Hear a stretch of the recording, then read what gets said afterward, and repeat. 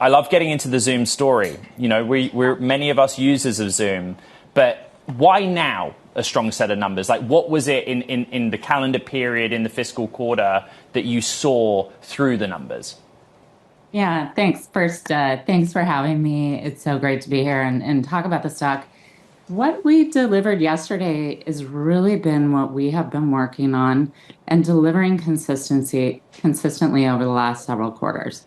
This is no longer just the meetings company. And I think yesterday's earnings was just another great notch, an example of us working towards that. So clearly showing that AI is monetizing, clearly showing our inflection in the growth, which is what investors want from us, and doing it with great profitability as well. And you saw the stock had a great reaction.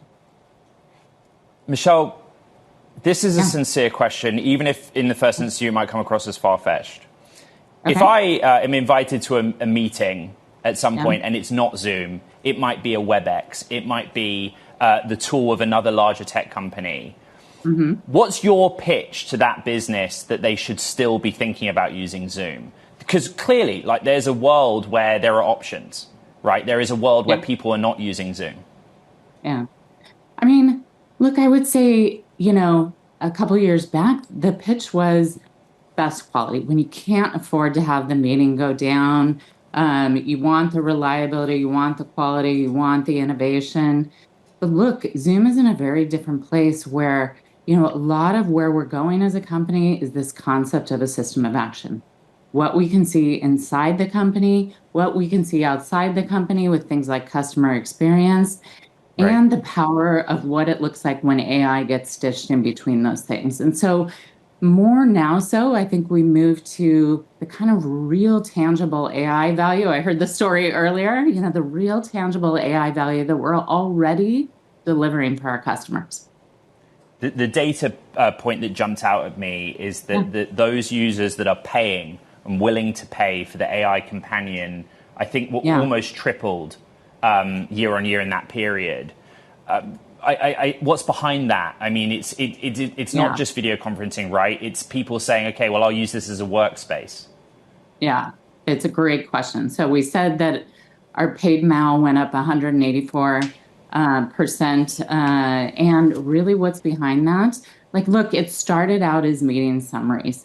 We're pleased to even add this quarter, even 4 months ago, we announced something called My Notes. Think of that as your personal context, your note taker. Even that alone grew in 4 months to 1.5 million MAU. But look, where Zoom is going is far more about the meetings life cycle. It's no longer just that 30 minutes or 60 minutes that we have that human to human connection, which will always endure in an AI world, but it's the entire life cycle of how you get work done that really brings the Zoom value prop to our customers. Michelle, we just have about 45 seconds left, but everyone knows what the story for Zoom was in the COVID era. Present day, how would you summarize the Zoom story? Yeah. Look, it's no longer just about meetings. We are retaining that original customer love that we always had, that pace of innovation, the security, the trust, all the things that made Zoom Zoom.